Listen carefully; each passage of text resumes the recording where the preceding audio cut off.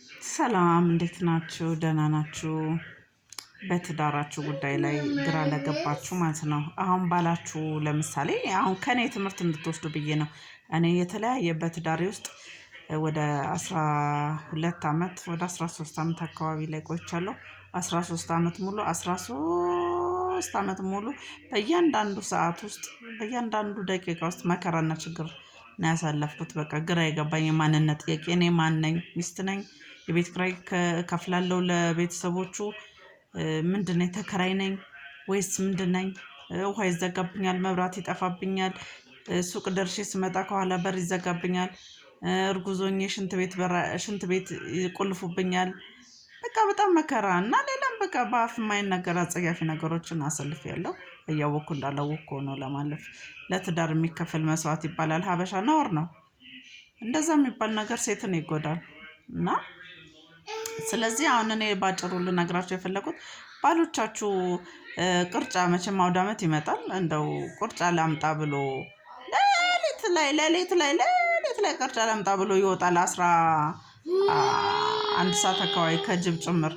ከዛ የት ነው ቅርጫ የሚገባው? እኔ የማውቀው ሰፈር ውስጥ ነው አይደል? አይ እሱን ጓደኛዬ ጋ ነው ብሎ ወደ 38 ወደ 50 ኪሎ ሜትር አቋርጦ ይሄድና ሌሊት ማታ አንቺ ልትተኝ ስትይ ልጆችሽም እርቧቸው አንቺም እርቦሽ ስትጠብቂ ውለሽ ቅርጫ ይመጣል ብለሽ ስትጠብቂ ውለሽ ማታ 5 ሰዓት ላይ በቃ እንቅልፍ ሲያንገላጅጅሽ ጎረቤት አውደ ዓመት ቤቱ ሲደምቅ እነሱ በልተው ጠጥተው ወደ መኝታቸው ሲሄዱ ገና አንቺ ገና በእንቅልፍ ሰዓትሽ ገና እየተጎተተ ጥንብራው ዞሮ ቢመጣ ከኔ እንድትማሩ ብዬ ነው። እኔ በህይወቴ ላይ እንደዚህ አስቀያሚ ላይፍ ስላሳለፍኩ ነው እኔ በልጅነቴ አሮጊት ሆኜ የኖርኩት ማለት ነው። መልኬን አጥፍቼ ለትዳሬ ለልጆቼ ብዬ መስዋዕት ከፍዬ አልሆነለትም። እንደዛም ሆነ አልሆነም፣ ትዳሬ ፈርሷል። ግን ቦክስ ነው የሚገጥመኝ ሲመጣ ቦክስ በቃ አፍንጫ ይሰነጠቃል፣ ጉንጭ ይሰነጠቃል። ለምን እንደዚህ ሆነ ከተባለ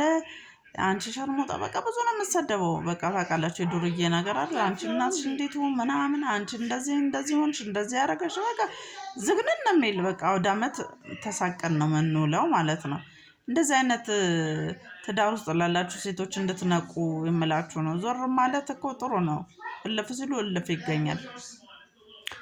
ትዳር ውስጥ ዛሬ ቢከፋ አንድ ቀን ቢከፋ አንድ ቀን ደስ ይላል የሚባል ነገር ተረት ነው፣ አይጠቅምም።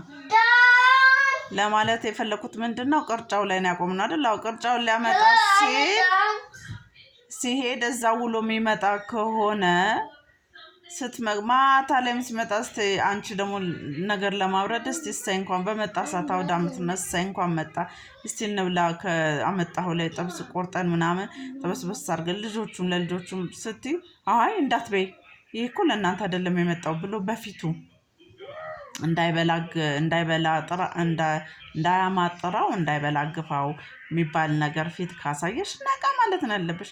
እዛ ቅርጫ ብሎ የሚያመጣው የጓደኛዬ አማቾች ቤት ላይ ምናምን ጓደኛዬ ጋ ነው ምናምን እህቴ ጋ ነው ቤተሰቦቼ ጋ ነው ካለ መጠርጠር፣ እዛ ሌላ ሚስትና ልጆች አሉት ወደድሽም ጠላሽም። ስለዚህ ከኔ ተማሪ እምዬ እያንዳንድሽ ማለት ነው ተማሪ። እንደዚህ አይነት ወንዶች ካላችሁም አያውቁብኝም ብላችሁ የምታደርጉት ከሆነ እግዚአብሔር የሰማይ የምድሩ ጌታ ሰማይን ምናምን ያላቆመ የሚባለው አምላክ እሱ ፍርዱን ለሰውና ለእግዚአብሔር እኛ ሴቶች ሰጥተን እንተዋለን። ማርያምን ፍርዱን እናገኛለን። እና እህቶቻችን ጠንከር በሉ፣ ነቃ በሉ ለማለት ፈልጌ ነው። አመሰግናለሁ። በዚህ ላይ ሀሳብ አስተያየት ካላችሁ አነባለሁ። ምንም ችግር የለም፣ አይከፈልም።